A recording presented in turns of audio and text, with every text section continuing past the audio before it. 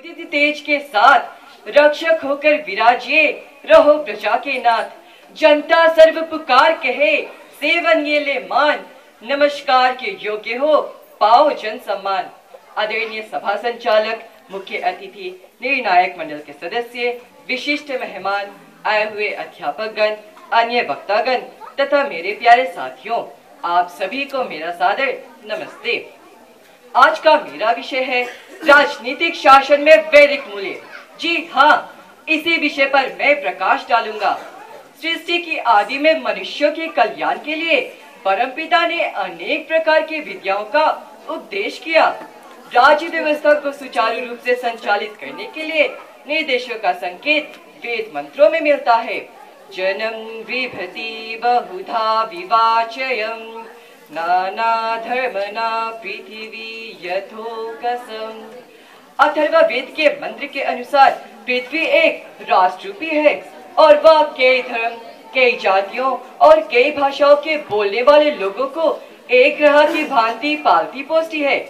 राजा को विश्वरूप बताया गया है, लेकिन राजा के साथ प्रजा का भी यह कर्तव्य बताया गया है कि वह राष्ट्र की उन्नति में राजा का साथ दे।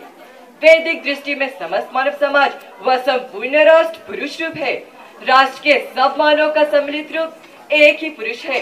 प्रत्येक राष्ट्र में ज्ञानी, शूर, कृषक, व्यापारी और कर्मचारी लोग रहते हैं। ये सब राष्ट्र पुरुष शरीर के विभिन्न अंग हैं। सब मिलकर ही राष्ट्र होते हैं।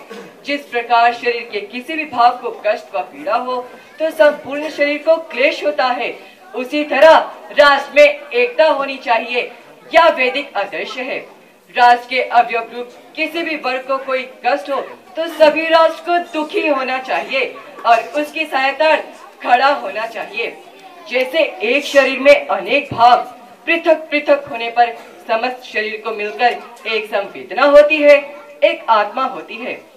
किसी भाग को कष्ट होने पर सभी भागों अथवा संपूर्ण शरीर को ताप होता है, वैसे ही राष्ट्र में एकात्मता होनी चाहिए।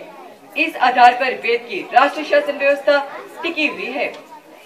महर्षि दयानंद जी ने वेद का भाष्य करते हुए और सत्यार्थ प्रकाश में क्या लिखा है कि जब तक मनुष्य धार्मिक रहते हैं तब तक राज्य बढ़ता रहता है और जब दुष्टाचारी होते हैं तब राज्य नष्ट भ्रष्ट हो जाता है। राष्ट्र में भौतिक तथा आध्यात्मिक बल होनी चाहिए, जिन्हें उत्पन्न करने के लिए राष्ट्र के प्रति समर्पण की भावना होनी अत्यंत आवश्यक है। क्या आज के राजनेता वेद के अनुसार अनुशासन व्रत का पालन और राष्ट्र के प्रति समर्पित होकर कार्य करते हैं?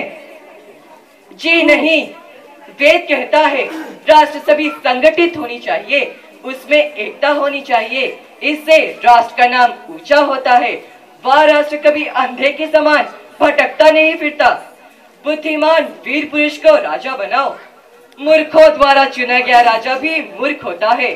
वह प्रजा का हित नहीं कर सकता। उसके राज्य में बादल समय पर नहीं बरसते।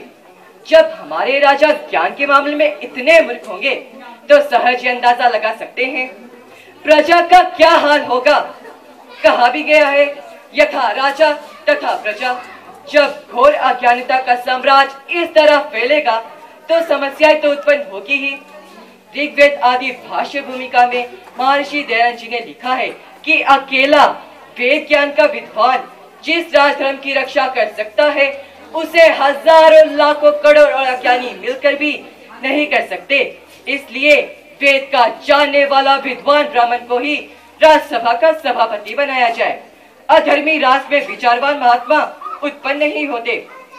अथर्ववेद कहता है जिस राष्ट्र में परिश्रमहीन, आलसी, निर्लज, निकम्मे, जुआरी जन सदा दूसरों की पक्ती हंडी पर नजर रखते हैं, स्वयं कमाकर नहीं खाते, ऐसे भिखमंगे कायर पुरुषों को ढूंढ ढूंढ कर मारना राजधर्म और आर्य धर्म है। महर्षि दयानंद जी ने वेद का भाष्य करते हुए क्या कहा था कि जैसे सूर्य के द्वारा अंधकार का निवारण करके मेघ का हनन किया जाता है, वैसे ही राजा के द्वारा दुष्टों का नाश और श्रेष्ठों का पालन किया जाना चाहिए। वेद आर्यों को धैर्य देता हुआ कहता है कि हे आर्यों, ऐसी पापी राज में न रहो, इससे आर्य जाति कमजोर होती है, भिखारी होती है, स्वाभिमान मरता है और देश की मर्यादा गिरती है। युवक तेजस्वी, मनस्वी, ओजस्वी नहीं रहते, विश्व बाजार में वे मूल्यहीन हो जाते हैं। इन सबका एक ही समाधान महर्षि दयानंद द्वारा सुझाया गया मार्ग, वेदों की ओर लौटो। अपने प्राणों को देश धर्म की बलिवेदी पर न्यौछावर करने वाले महर्षि के सुझाए गए वेद पथ पर चलकर ही हम सच्ची सुख शांति और भाईचारा उत्पन्न कर सकते हैं। अन्यथा हम यूं ही अंधकार के दलदल में गहरे और गहरे धंसते चले जाएंगे। अंत में मैं यही कहूँगा, ऋषि ऋण को चुकाना है, आर्य राष्ट्र बनाना है तो मिल के बढ़ो, मंजिल पे चढ़ो, चढ़ने का जमाना है, देश के कोने कोने में संदेश सुनाना है। धन्यवाद।